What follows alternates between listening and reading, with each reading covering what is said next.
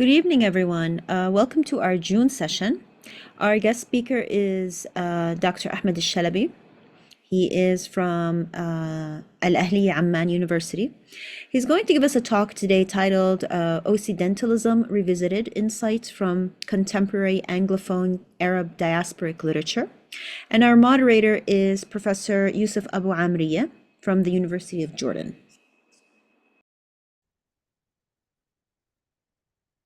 Hello, everybody. I'd like first to thank Dr. Dua Abitaw and Professor Yusuf Abu Hamriya for inviting me to give this talk on Occidentalism. As you see from the title of my presentation, it is an attempt to redefine Occidentalism by exploring the representation of the Occident in contemporary Anglophone Arab diasporic literature. So the title of my presentation is Occidentalism Revisited: Insights from Contemporary Anglophone Arab Diasporic Literature. So let's begin with the definition or different definitions of Occidentalism. The representation of the West by Arab intellectuals is what many scholars refer to as Occidentalism. Hassan Hanafi's مقدمة في علم الاستغراب, Introduction to Occidentology, is regarded as a foundational work that tries to address the notion of Occidentalism. He defines Occidentalism as a reversal of Said's Orientalism and asserts that via Occidentalism, the other becomes the researcher and the self is the subject. Ian Boroma and Abijay Margaret see Occidentalism as the revulsion of the West by its enemies. And most importantly, Zahia Ismail Salhi defines Occidentalism as the stereotyped and sometimes essentialized views on the Occident.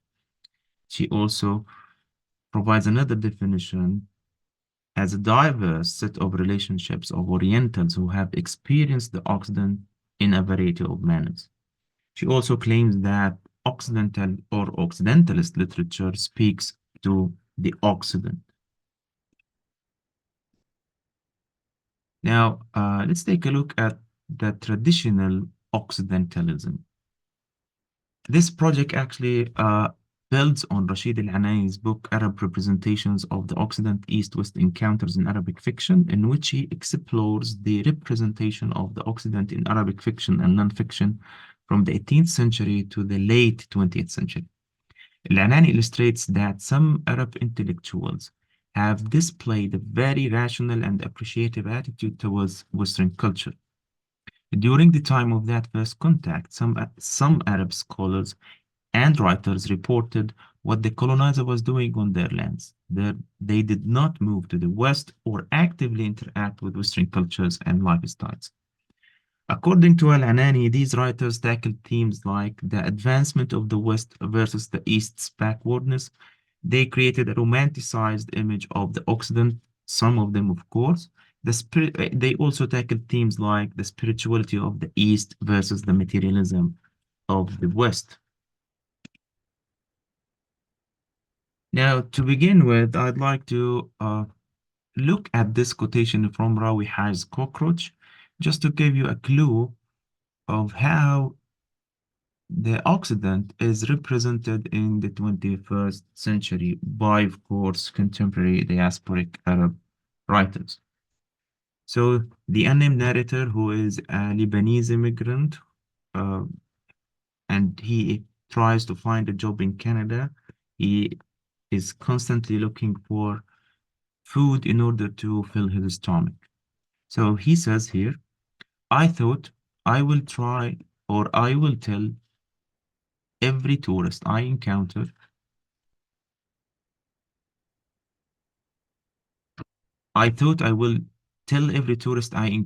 every sister who has ever received a postcard, that nothing here exists. There is no queen, there are no seals, no dancing bears, moose, cabins, high trees, bonfires. Descriptions of these are all a ploy, an illusion, a conspiracy. There is nothing but that which freezes, and the only way to escape it is to dig deep holes, dig and sail under it.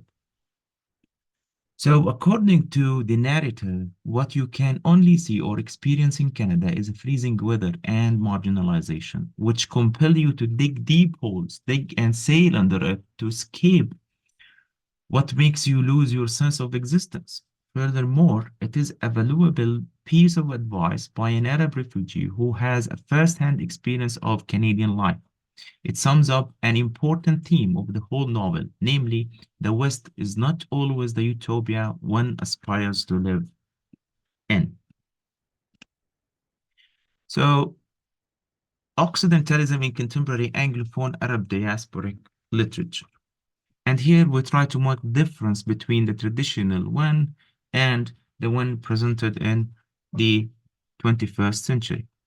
In the 21st century, cultural differences are most of the time reduced to the background of the texts, while matters that concern Arabs like security and financial prosperity are brought to the foreground.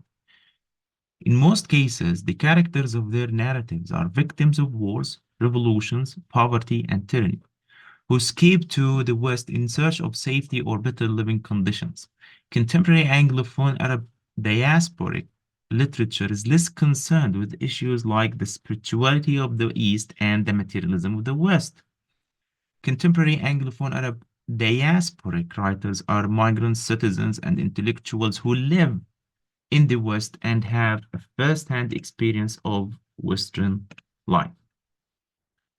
21st century Occidentalist literature creates counter-narratives that defy many Arab peoples' romantically entrenched images of a utopian Occident and sheds light on the difficulties and hardships that Arab immigrants or refugees encounter in the West.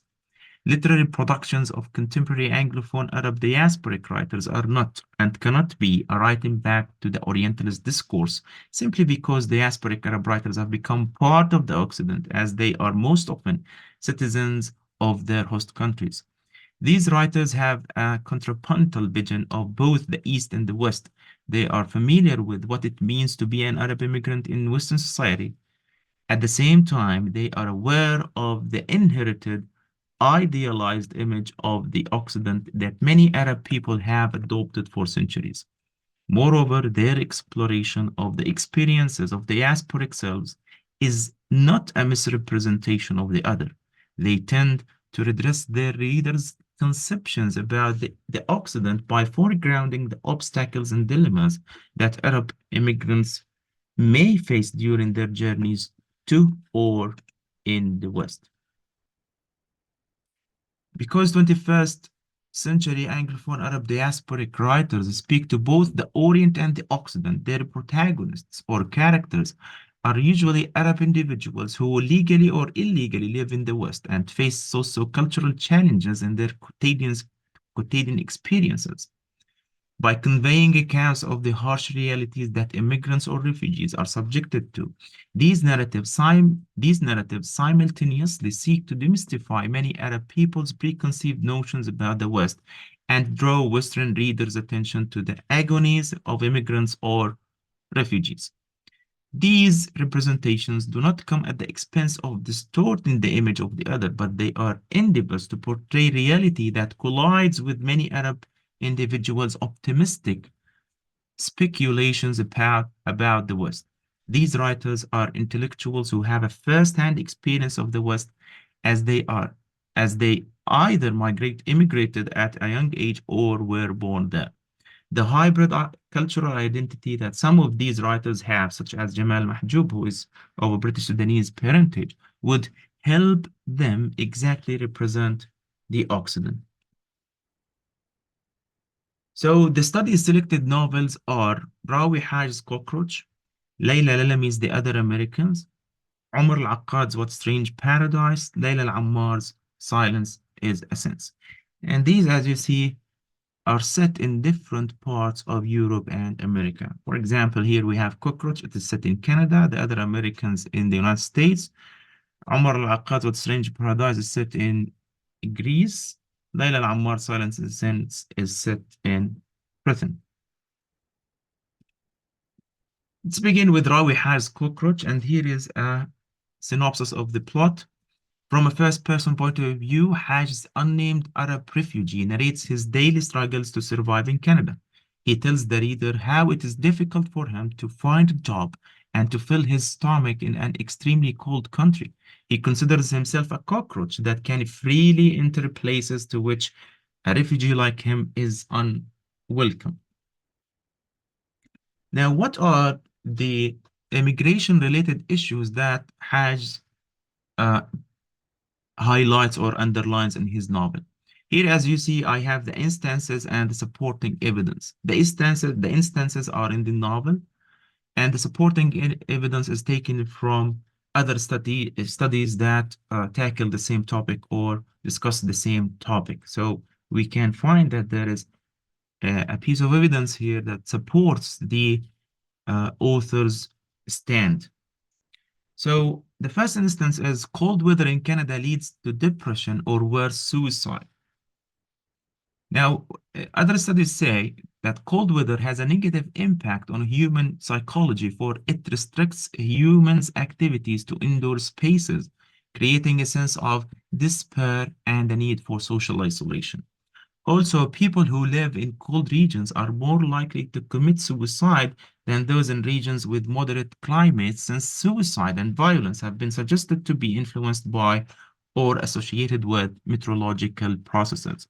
And this instance actually is reflected in the unnamed narrator's constant tendency to commit suicide. And we can infer that it is because of this cold weather that he wants to commit suicide.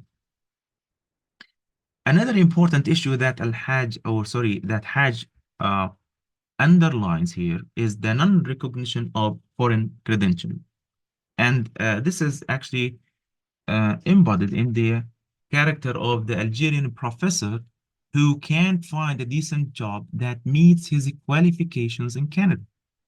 So the character of the Algerian professor who is jobless in Canada in the novel is an example of those who are educated or who have professional credentials but still cannot find decent jobs that meet their qualifications. This lack of recognition is the professional immigrants' major problem in Canada. It contributes greatly to the demeaning and diminishing their professional skills and by extension failure to accredit their contribution to the Canadian society. Also, we see that there is another study that states that upon their arrival, it is possible for professional immigrants to realize that the education they have received in their natal countries is undervalued by Canadian employers and that they are offered low returns compared to the level of education they possess. Thus, they may work in jobs for which they are overqualified. Worse than that, they may even accept jobs that they do not accept in their home countries. Of course, it is for the sake of survival. Here, let's take a look at Leila Lalami's The Other Americans. The Other Americans investigates the perils of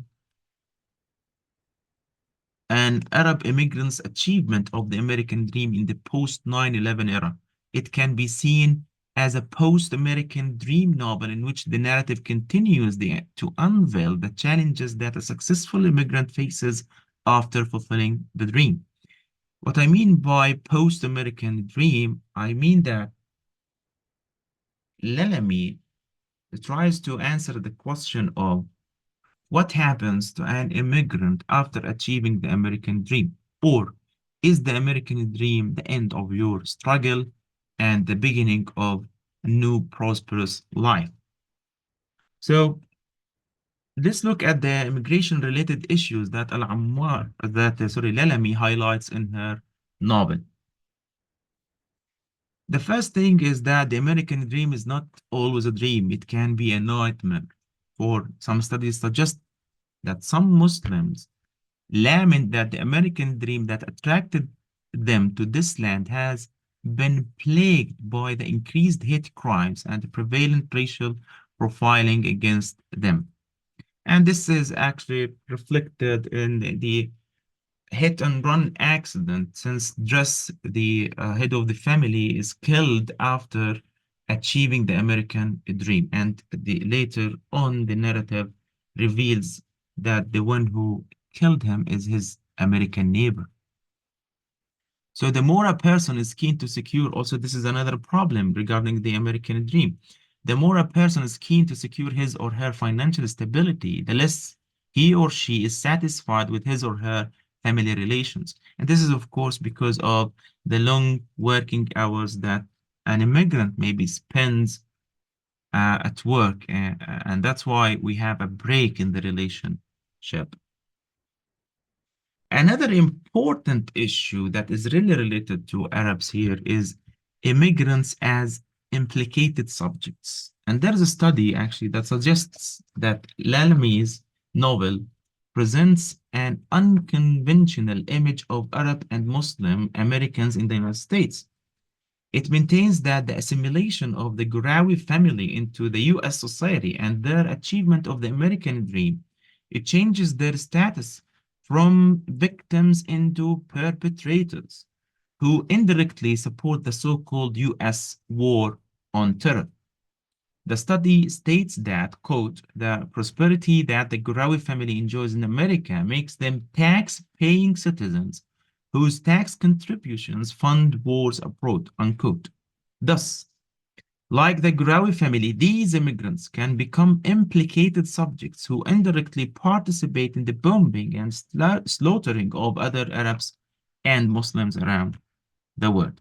So you can see that the achievement of the American dream changes the status of immigrants from victims into perpetrators. So let's take a look also at Al-Ammar's Silence is a Sense. The focal point of Al-Ammar's novel is its protagonist's failure to overcome her past trauma following the horrible events she underwent during Syria's civil war. In a stream of consciousness, the Syrian female asylum seeker reflects on the dreadful time she, her family, and her friends witnessed during the revolution back in Syria. She narrates how death has become part and parcel of Syrian people's daily life. Thus, she, like many others, has chosen to seek refuge in Europe in the hope that it is the safe haven in which she would be able to leave her past behind and begin a new prosperous chapter of her life. In fact, the protagonist's traumatic experiences back home continue to haunt her in exile.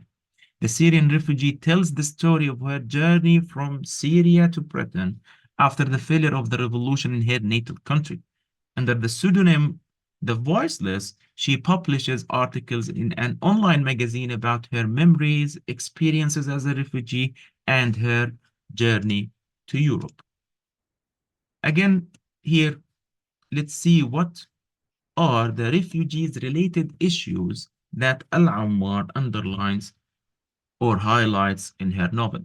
The first and the most important issue is the infrahumanization of refugees.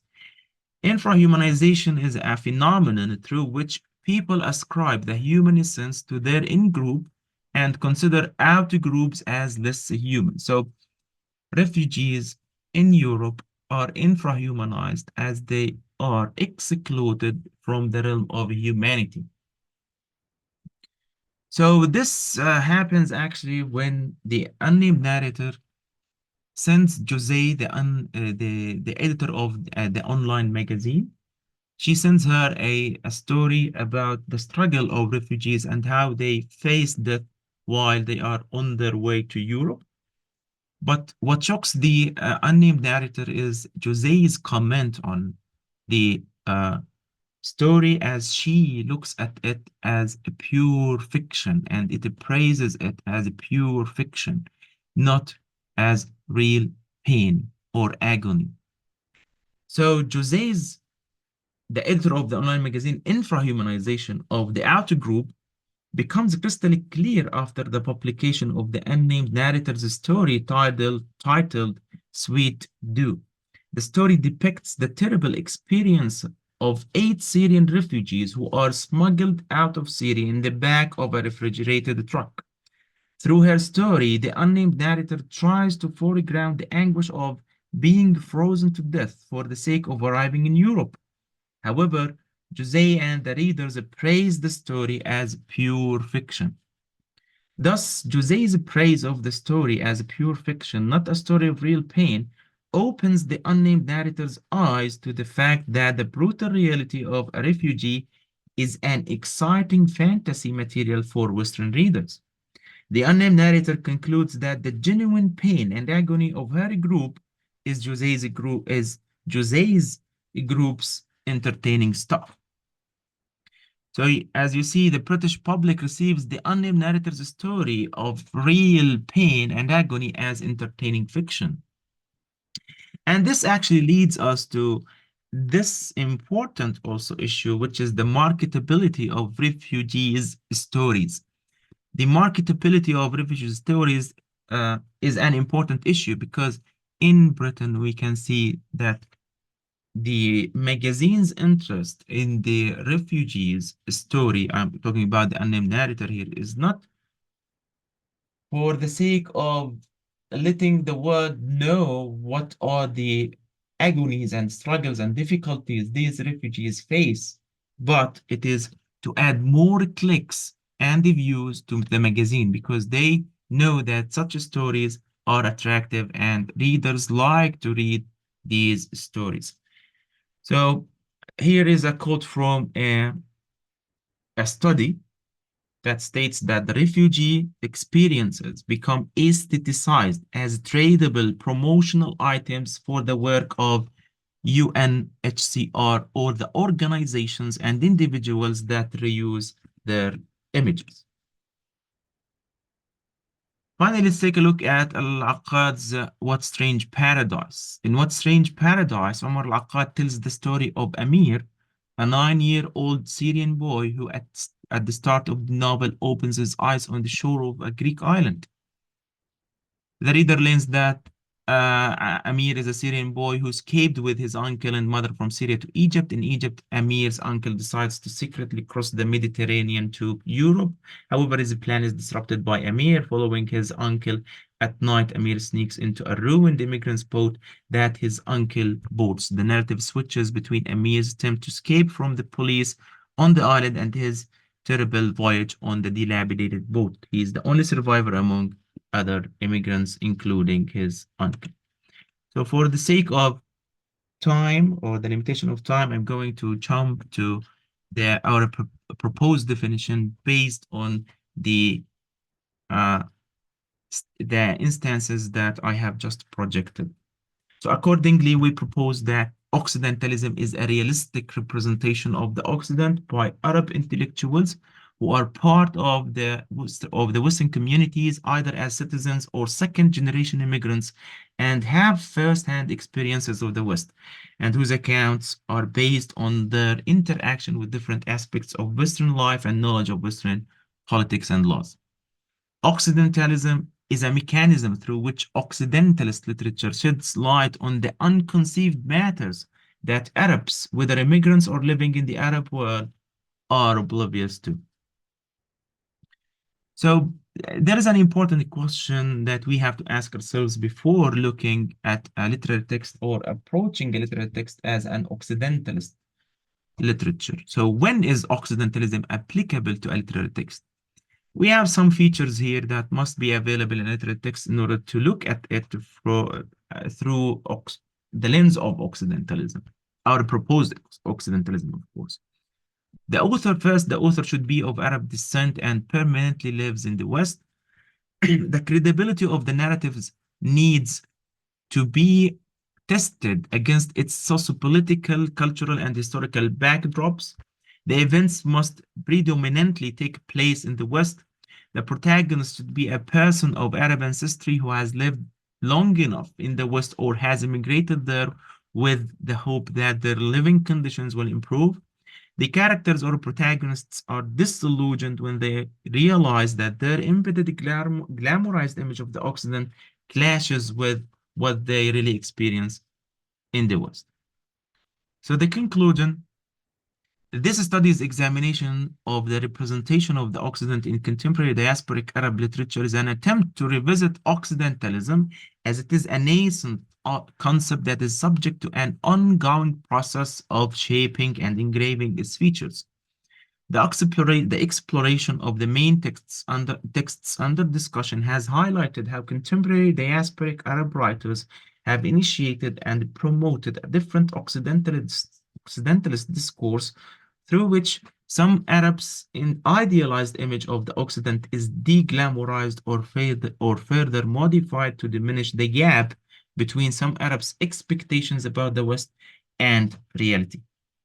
Also, through this discourse, contemporary diasporic Arab writers tend to address the West to remind it of the hardships, setbacks, and dilemmas Arab immigrants or refugees face in their host countries. Occidentalism can be employed as a theoretical framework, as I have just mentioned, to analyze contemporary Anglophone Arab diasporic literature because the narratives encompass several features of Occidentalism. First, the writers are of Arab ancestry. They have first-hand experiences of the West and are fully aware of Western sentiments, policies, and cultures. Their narratives do not misrepresent the Occident, as they do not advocate anti-Western attitudes. Rather, they reflect what Arab immigrants or refugees may truly face in the Occident. Second, the secondary sources cited in this representation confirm that the narratives are credible and depict plausible events against contemporary sociopolitical, cultural, and historical backdrops.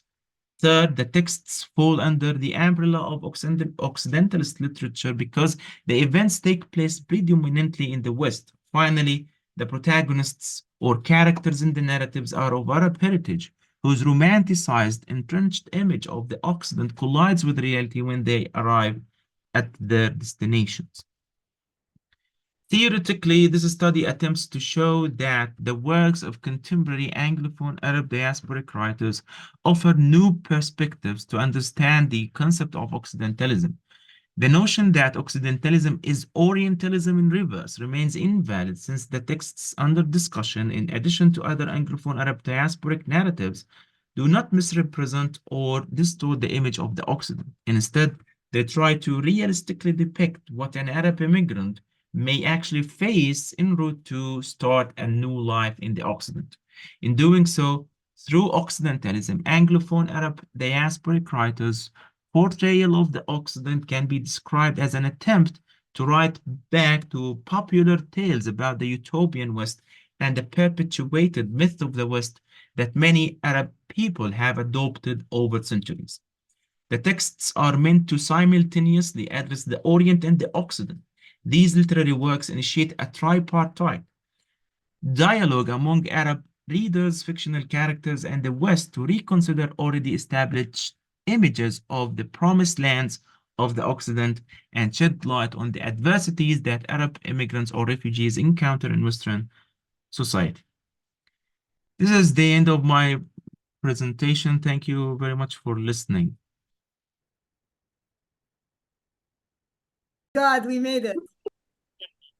So Okay, Sarah asked me to start recording. So thank you again, Dr. Ahmed, for your presentation, and You're welcome, Professor. I'm happy to see the guests coming back. So we will start our Q&A session. Probably one question from me, just to start things. Yes. The fourth novel that you did not have time to discuss. Would you Yes. please just give us uh, an idea about definition of Occidentalism also works in Omar al-Akkad's What Strange Paradise? Yeah, if we in terms of Omar Laqat's What Strange Paradise, it is about a Syrian boy who opens actually his eyes on the shores of a Greek island. And of course, it talks about how refugees, especially Syrian refugees, aspire to arrive in Greece in order to move on to other European countries. So the story of Amir, a 9-year-old boy, Syrian boy, who at the start of the novel opens his eyes on the shore of a Greek island. From the story, the narrative, we see that the reader learns that Amir is a Syrian boy who escaped with his uncle and mother from Syria to Egypt. And from Egypt, Amir's uncle decides to secretly cross the Mediterranean to Europe. However, his plan is disrupted by Amir. Following his uncle at night, Amir sneaks into a ruined immigrant's boat that his uncle boards. But the narrative switches between Amir's attempt to escape from the police on the island and his terrible voyage on the dilapidated boat. However, what issues I think Al-Aqad tries to underline, there are so many issues, but to mention one of them is the agony of the unaccompanied refugee children. Now, this is, I think, a very critical issue that we as Arabs maybe are not aware of, or we try to turn a blind eye to. So we see that Amir is a 9-year-old boy who is chased by the police, the Greek authorities, in order to be put in detention centers. But here, Al-Aqad tries to depict this terrible experience of an unaccompanied refugee child who is approached by the Greek authority as a threat to the Greek society. So when we look at the status of the unaccompanied refugee children in Greece in specific, we can see that unaccompanied refugee children are abused by the police as they are incarcerated and jammed in small places. They are also subject to violence and sexual abuse and exploitation. And I think there is another issue that is, it is a current issue, by the way, that Al-Aqad highlights in his novel, which is the European authorities' tough stances against illegal or asylum seekers, illegal refugees or asylum seekers. We know that nowadays, or most recently, the European Court of Human Rights ruled that Greece violated the European Convention of Human Rights over the sinking of a migrant boat in 2014, in which 11 asylum seekers, I think, among them 8 children, lost their lives. So here, Al-Aqad wants to show an instance when reality collides with fantasy. When you arrive in a place that you expect it is a paradise, but unfortunately, it turns to be to anything else but not a paradise. Okay, thank you very much. You're welcome, Professor. So do we have any other questions Yes. to Dr. Ahmed? Put any questions? I think I actually have a question. Jihad Hassan has a question. Professor Jihad, it's a pleasure to have Professor Jihad asking a question. This is a great okay. honor. Sorry, I thought that you are clapping your hands. Both. Yes, I do, really. Thank you very much indeed, Dr. Shalabi, for this nice presentation. I know that just like what my friend and colleague, Dr. Abu Amri, Professor Abu Amri said, you and we are working under pressure. So it was not an easy task.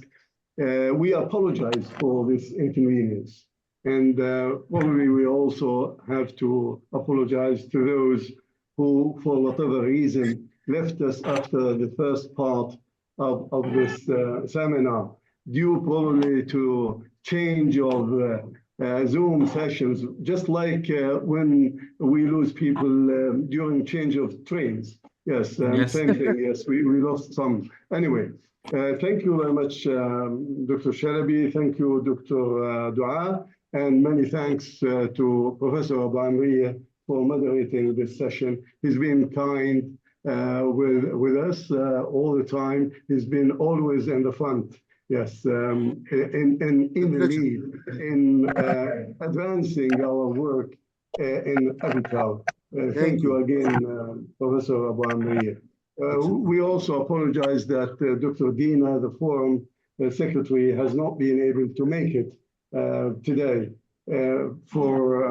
definitely for reasons that are quite valid and reasonable. Yeah. My remark is very simple. I mean, all these novels and works that have been written within this umbrella of Occidental or Occidentalism, I have not noticed, particularly in Al-Ammar's novel, I have not noticed that there is someone, a protagonist, or even a figure in the novel, not just a round one, even a flat one, yes, has said something on the role of the U.S. and its allies in the destruction of the region. You see, attention is drawn to marginal things. I mean, they are important, but there are also the root causes of the problem. All this suffering, a child unattended, a woman crying, a boat, you see, with passengers got stray, people's killed, all these catastrophes, yes, by the Occident, caused by the Occident, by the leader of the Occident, just what we are now witnessing in Palestine. I am not really making this claim myself. What happened in Syria has been a subject of a good number of interviews by the Qatari Deputy Prime Minister. In the interviews he gave to a good number of platforms. Where is this? Where can we find this in this literature, in this sort of interaction with the Occident? Is it just our role to show the suffering of the people leaving Syria? But why did these people leave Syria in the first place? Did they choose? Was it their choice to leave Syria, or were they forced to leave Syria? And if they focus on something, they go back to the regime. Okay, fine. But how things started, who started these things? Sheikh Hamad said, we spent Qatar 137 billions on destroying Syria. Is there a place for this type of explanation in this literature? Thank you very much. Yeah, thank you very much, Dr. Jihad. And this is a great remark, I think, and it is an important issue. But Yes. as far as I know, I don't think that there is a clear-cut answer to your question, which is, do they tackle the issue of looking at the West as a devilish power that destroyed or has been destroying even the East?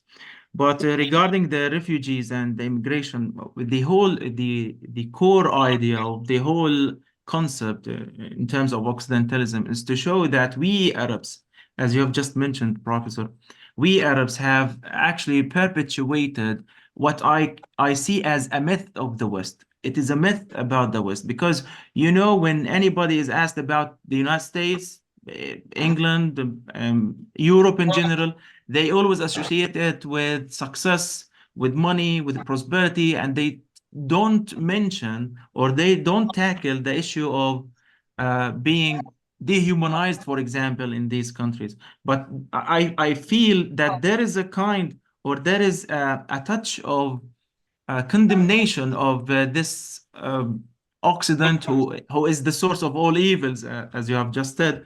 But mainly, I think they shed light on our preconceived notions about this Occident.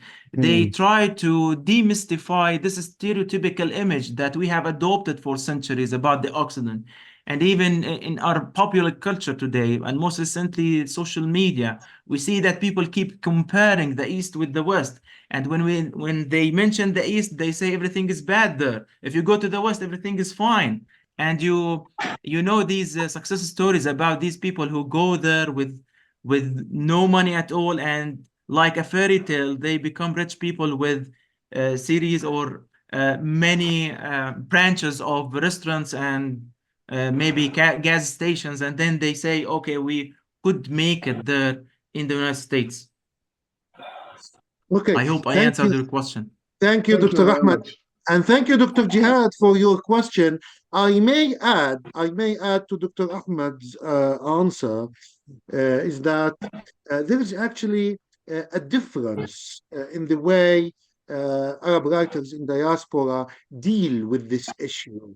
So definitely, you may find uh, probably a less inviting representation of the West in some novels, and you may find also some novelists trying to pin down the causes of this deterioration in the East and in the Orient, mainly to colonialist heritage and legacies.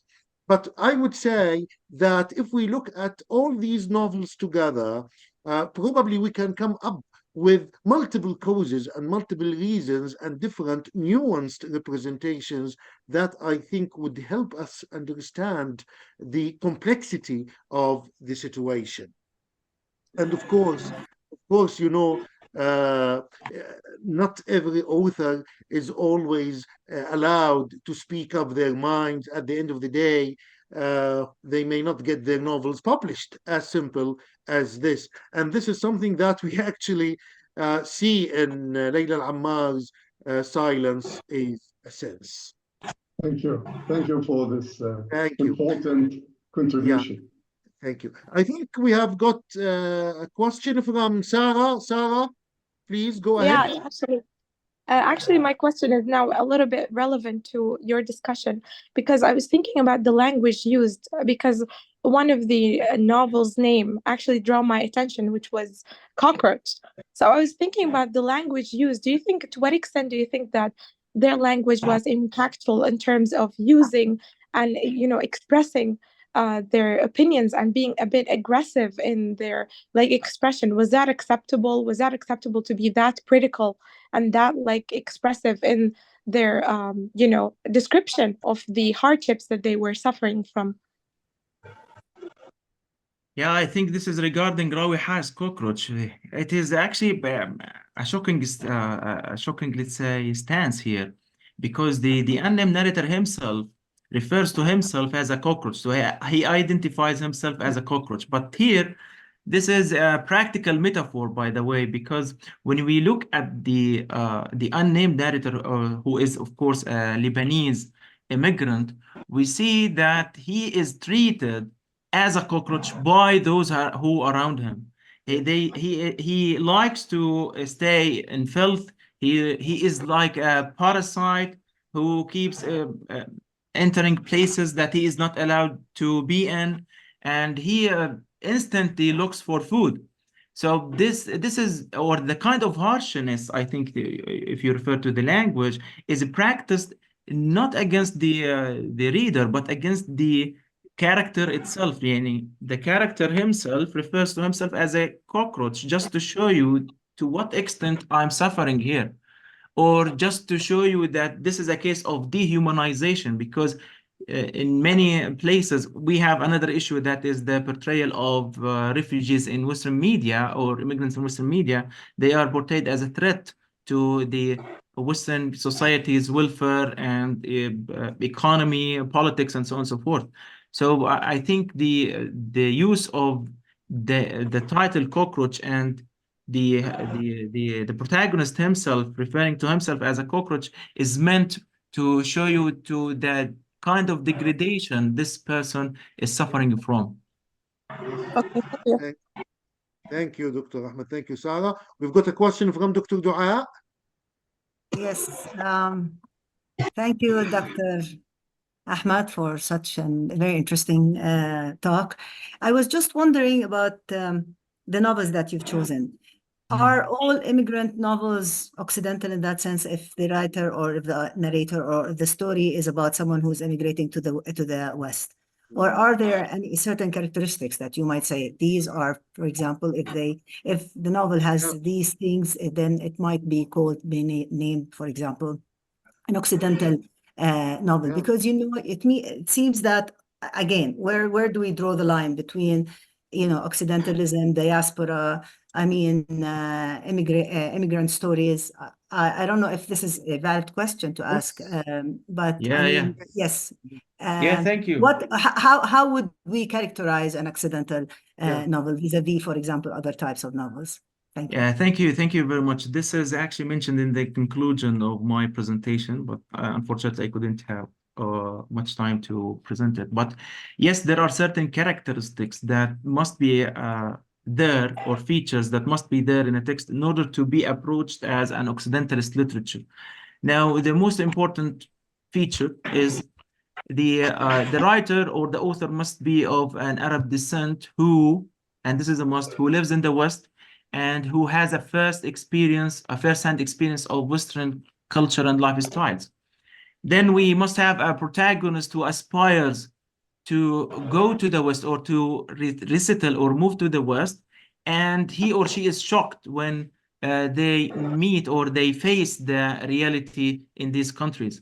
Also, the kind of instances or the instances that are presented, the examples that are presented in the novel must be tested, as I have just done in my presentation, must be tested against the related literature that tackles the same issue that these people try to bring to the foreground. I think these are important features that we have to look at when we read text. So the author, the setting also must take place predominantly in the West.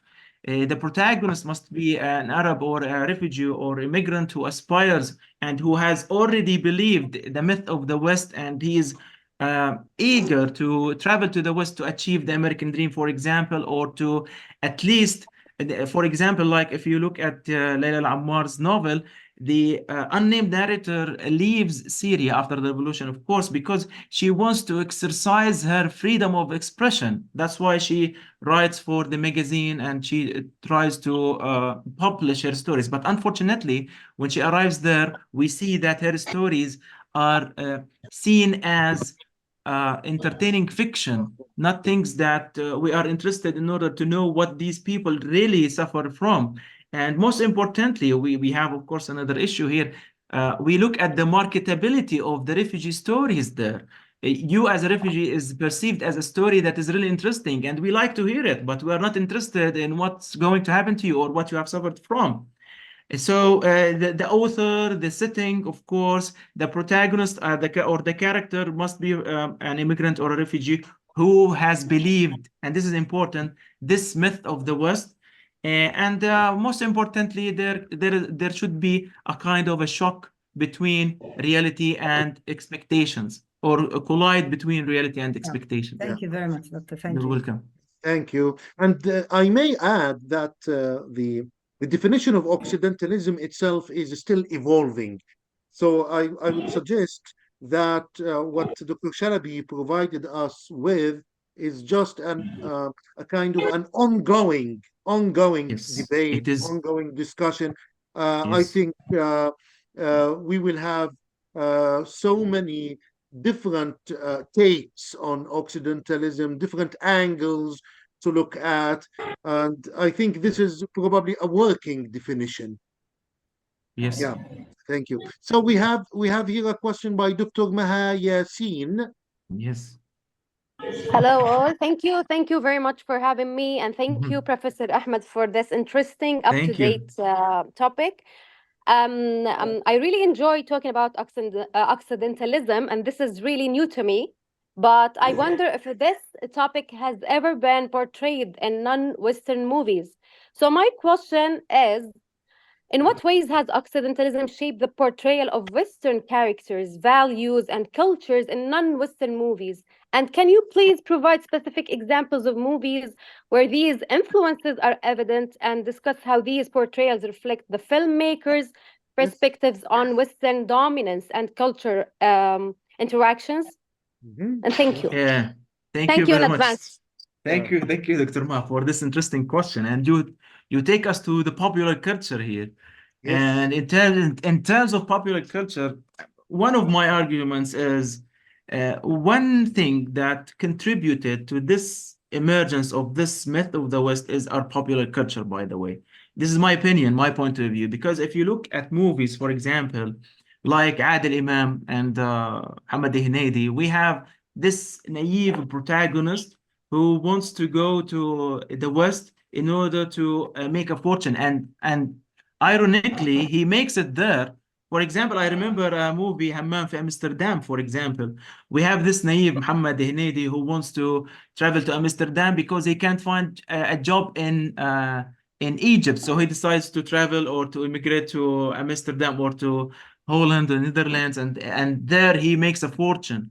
So this portrayal of the West as a safe haven, let's say, a place of opportunities, a place of uh, abundance or abundant job opportunities is really propagated through media, and the filmmakers maybe are aware of this entrenched image or romanticized image that we have adopted over centuries. That's why maybe they reflect it in their movies. I hope that I answered your question. I think so. This is really interesting. I have never thought of it this way, Dr. Ahmed. Yes. But this is really interesting. Yeah. Yeah. Thank you. Thank you, Dr. Umar. Thank you for your question. And also, I may mention مش عادل إمام عبد الحسين عبد الرضا's play Bye bye, London. Bye Bye Bye London. bye London. Bye Bye London. Yeah. Yeah. But you see, this shows you probably in the 80s how there were already different ways of looking at the West in popular culture, because Bye Bye London apparently shows you the ugly side of London, and it shows you something that probably you have just mentioned in your presentation, and it is Yes. quite clear in its criticism because it's coming from the privileged point of view of Abdel Hussein Abdel Rida and Kuwaiti expatriates. I can Yes. say that we came up with new ideas to write Yeah. like 5 new research paper. Yes. Thank Hopefully. you. Thank you. Hopefully. Hopefully, yeah. Yeah. Thank you, Dr. One Man. of Thank you very them, much. yeah, one of them is about Bye Bye London, and the second one is Amsterdam, Hammam in Amsterdam. Why not? Let's try. Yeah. Why not? Excellent. So, do we have other questions now? Have other inquiries? Professor, please allow me to add something since we don't have questions. Now, one thing that I'd like to mention here, that when I approach Occidentalism, I break away from the traditional way of defining it. That is, traditionally, when we think of Occidentalism, we think of it as a reversal of Edward Said's Orientalism, which means that here the East becomes the researcher and the West is the subject. And here I think this is, or this remains, this is not my own opinion, but I think the other scholars also say the same. This remains an invalid, I think, argument, because one of the things is that the power dynamics are still the same. They have not changed. And at the same time, we don't have, this is my contribution, in Occidentalism, we don't have a distortion of the image of the other. These writers try to present realistically what they can see or experience in the Occident. So this is an important issue here that I want to clarify. Yes, I have got a question here from Hira. Hira sent Yes. a question asking, is Occidentalism a kind of resistance? Yeah, if you ask me, sometimes it is said that it's a counter, as I said, a counter narrative to Orientalist discourse, which is, of course, not the case. It is a kind of resistance. This is my point of view. It's a kind of resistance to the entrenched image of the Occident. It's a kind of resistance to this myth of the West. It's a kind of resistance to this. I don't want to call it this kind of sense of an inferiority complex in which we find that the West is always better than us. So this is how I see it. Yeah, okay. Right. Okay, do we have any other questions? Any other questions for Dr. Ahmed Chalabi? So Yes. Thank you very much, Professor Yusuf, for this session, and thank you very much, Dr. Ahmed. It was so illuminating, actually. The combination of the four novels is very effective. You have pinpointed the similarities between the four novels concerning Occidentalism. The approach itself, and I like the approach itself because actually it opens ideas for future research, inshallah. Thank you very much for such a wonderful Thank you. session. Thank you. thank you, Thank you. Thank you, Professor. Dr. Iman. Thank you. Thank you for that. If we've got no more questions, then I give the floor to Dr. Dua. We've got here a question by Shayma. Shayma. Go ahead, Yes, hello, Shayma. Professor. Hello, everyone. Yes. Is it clear? Yes. Yes, I'd like to thank you, Professor Abamriya, and for such a enriching discussion. And thank you, Dr. Shalabi, Thank you. for the topic and the discussion, everything. And I think I'm talking on behalf of everyone when I say such topics always draw our attention here in this part of the world. We Easterners talking about the Westerners, and these topics are always exciting to us. And actually, to extend Dr. Maha's question, or maybe to take it a step further, it's a very interesting question, actually. My question is, can we think of novels, literary works, or even movies of characters or protagonists who came back from the West and resided in the East or in the Middle East? For instance, can we reread the Sudanese novel Tayyip Saleh's Season of Migration to the North? Can we read it in terms of your let's say key features of Occidentalism, or can we read, for instance, the movie by what's his name, Asal Aswad? A person who came back, exactly, Ahmed Hilmi, who came back from the West. Of course, he is like his mind is preoccupied or established with certain ideas because he lived there. Actually, he was maybe born there and he lived there, and he came back to Egypt, and maybe he started to deconstruct his ideas about the about the West, and let's say reconstruct new ideas about the West. Can we do that, or is it only about people who are still residing in the West? Thank you very much. Thank you very much, Shayma.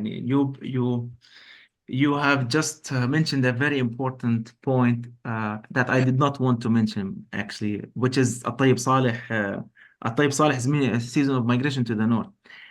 First of all, my study deals with contemporary, 21st century literature written by Arabs or Arab writers who are currently living in the West, who are also citizens sometimes of Western countries. But if we go back to Tayyip Saleh, we can say that this is maybe the first attempt. But in a way or another, we can't really apply Occidentalism in the sense that I see it to Tayyip Saleh, because there is a scene in the novel where the unnamed narrator, the protagonist, when he returns to England for the first time, we see that Sudanese people actually in the village gather around him in order to welcome him, and they say, "Thank God you are fine." And then curiosity is there. They start asking him questions about Britain. Are people do this or that in Britain? Are people are really interested in something like that? How do they eat? What do they wear, and so on and so forth. And this can be a glimpse on or about what people actually think of the West, as they always associate it with the kind or the place where some things that are really available and your country lacks. And at the same time, he maybe tries to highlight how people are really infatuated with the West in the novel in Tayyip Saleh's Season of Migration to the North. But actually, I'm not going to talk about Tayyip Saleh because, as I have just mentioned, I'm looking at contemporary Anglophone Arab diaspora literature. Oh, by the way, and this is important, these novels are originally written in English. This is another difference. If you look at Tayyip Saleh's Season of Migration to the North, His novel is written in Arabic and was later translated into English. So here we have people who are aware of the language, aware of the politics, they are citizens, and so on and so forth. Regarding Asal Aswad, the movie by I think Ahmed Hilmi, the actor is Ahmed Hilmi here.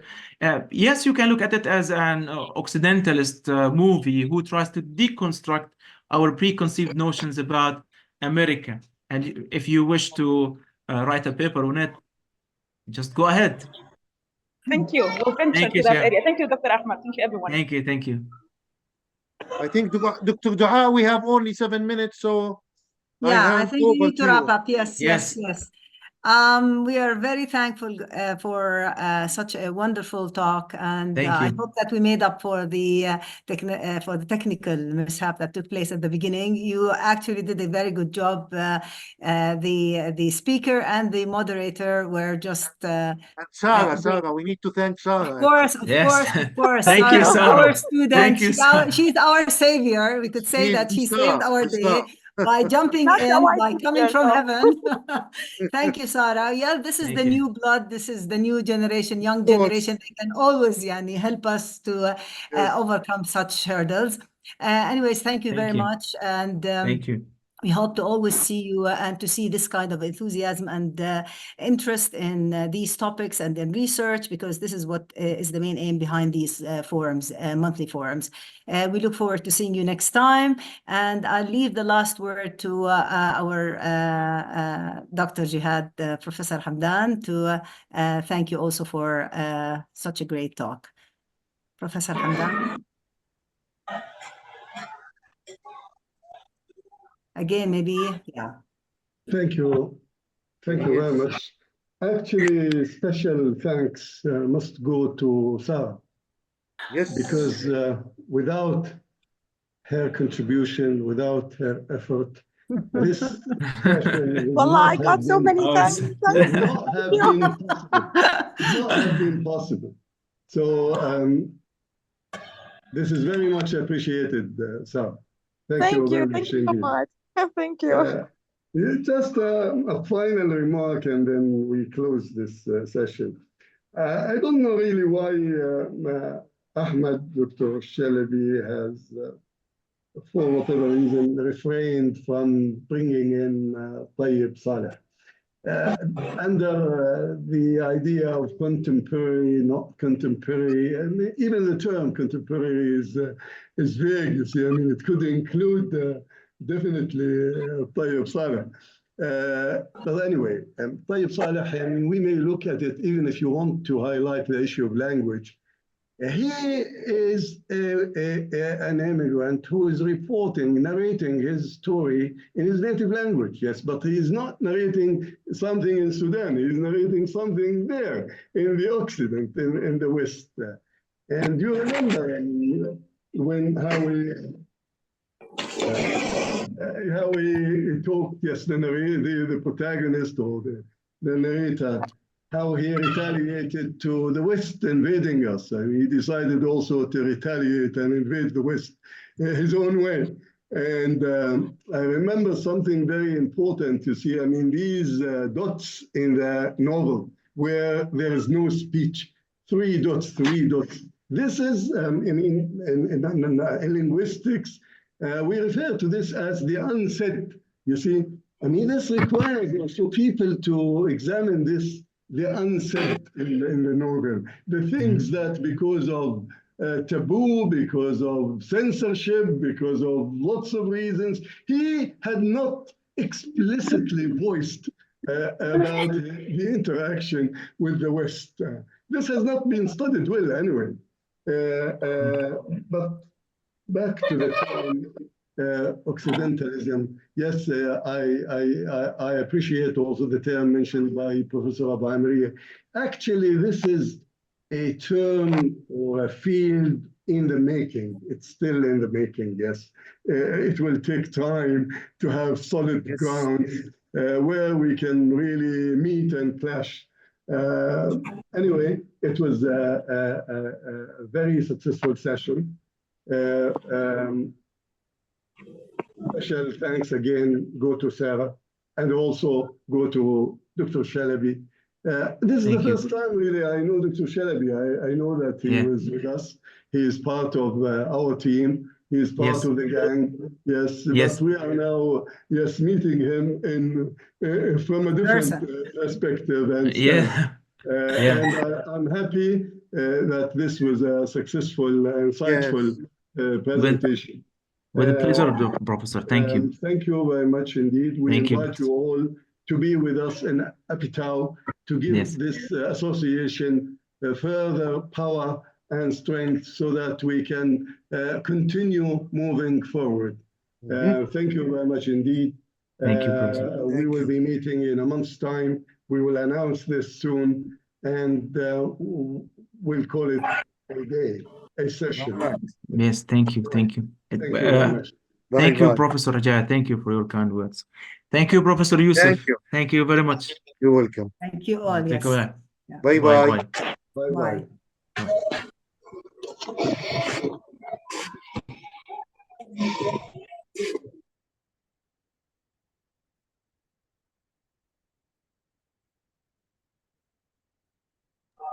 Thank you, Professor Yusuf. We'll see you. Assalamu alaikum. Thank you. Bye-bye. Bye-bye. Bye. So I will stop recording. Bye.